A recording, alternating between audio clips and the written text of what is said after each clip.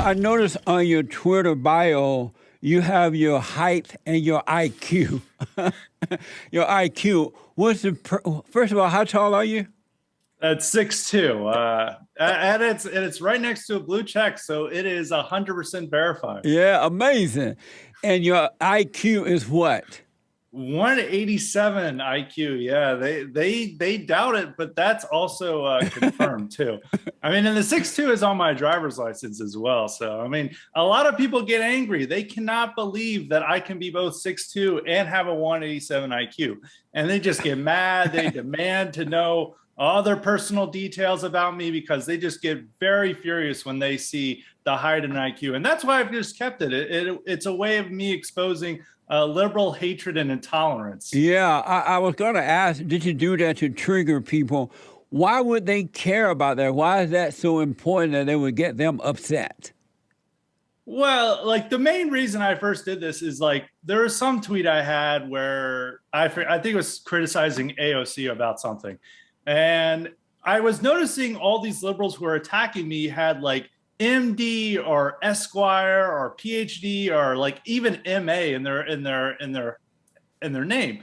And they were all using this as like a way of credentials. It's like, I am so important. I'm so smart. Check out my MD. How dare you disagree with me? And then I was like, okay, I'm going to put MD, Esquire, PhD in my handle. And then they believe me. They're like, how is this person so educated, but he's spouting so much hate?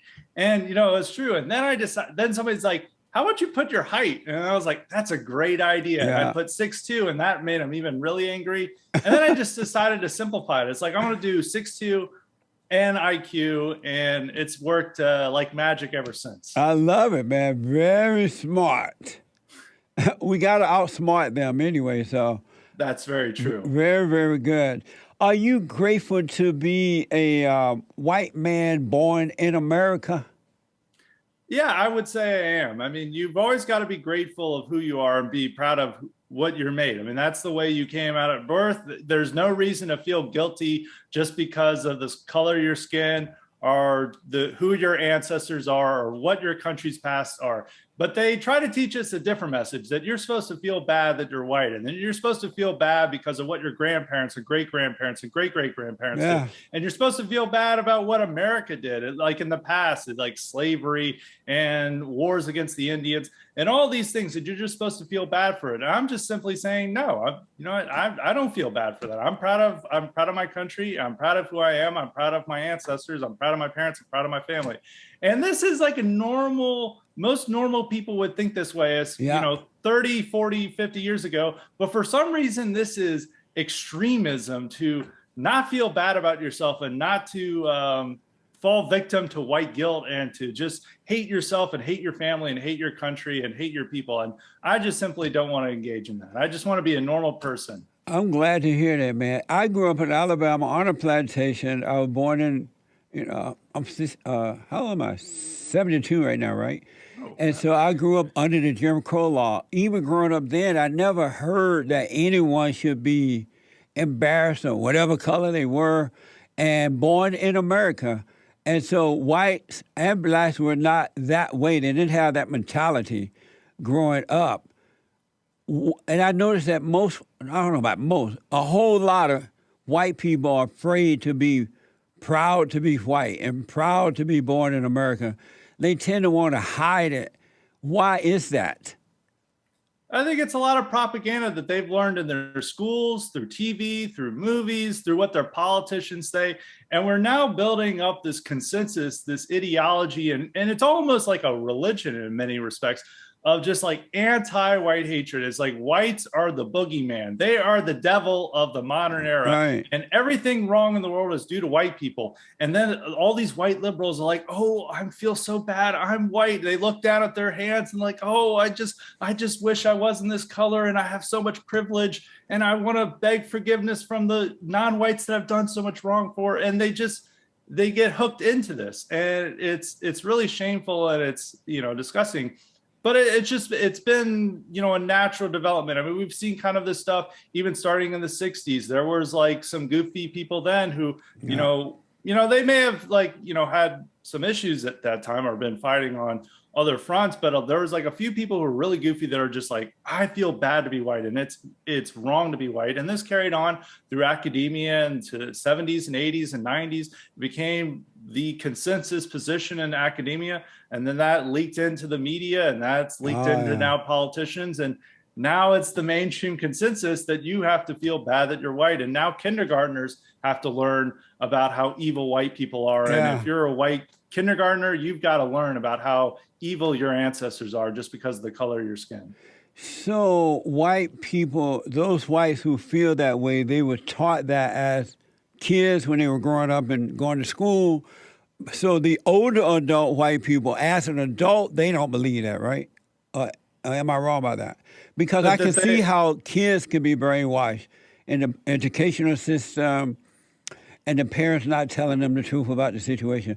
But as an adult, can you be brainwashed to believe that? Oh, absolutely. I think you got to look at what happened after George Floyd's death last year. I mean, all these people, you would have thought that they're fairly normal before, and then these guys are, laying prostrate and like praying to George Floyd after his death. And you got to wonder, it's like, what is going on here? And I think it is like media propaganda still works on adults. I think we want to think that adults are capable of thinking for themselves, right, and remembering the past, that they don't have just a short memory, then they remember like the media is telling me one thing, but I know that's not true. But I think after George Floyd's death and the riots that happened, I think, it showed that media propaganda works even on 60-year-olds, on people who should know better. They're just as susceptible to it as kids. Well, maybe not as susceptible to it. Because I mean, kids don't know any better. They, right, they don't have a long past. Their brains aren't fully developed yet, but adults are just as susceptible to propaganda as children. I knew that George Floyd was from all the report, that he was an unemployed black drug addict with a criminal record. And I knew that George Floyd's death is due to George Floyd and no one else, because for whatever reason, he didn't take care of himself. He didn't take care of his own life. He resisted the cop, or tried to, right? And so when all that mess came out, they tried to blame it on the cops, and then they started bringing in this phony idea of racism. And with all the media propaganda, it didn't change my mind. I still knew George Floyd was an unemployed drug addict with a criminal record. And so I couldn't understand. I do understand, I guess, brainwashing, but I couldn't understand how the adult white people were falling for it, to the point that they were worshiping Black Lives Matter and all that crap. I'm like, how did that happen? It was mind-blowing to me. It really was. Yeah, same to here. I mean, I was shocked by it, by how often it is. But I mean, it permeated every aspect of our society. I mean, you turn on the TV and every commercial, a corporation is talking about Black Lives Matter. You turn on the game, they're celebrating Black Lives Matter. Of course, if you're watching the news, they're like, Black Lives Matter is the greatest thing ever. And so most of these people, unfortunately, there's a lot of people who are not free thinkers out there. They don't think for themselves, and they just listen to whatever the TV tells them, and they're not able to like understand these issues. And then if the TV is telling them, oh, like police are murdering blacks just left and right, it's a genocide going on, they're going to be like, oh yeah, I have to believe that. That's what the sports game told me. I've got to believe this. So it is a little disappointing that a lot of people will just fall victim to it and not think for themselves.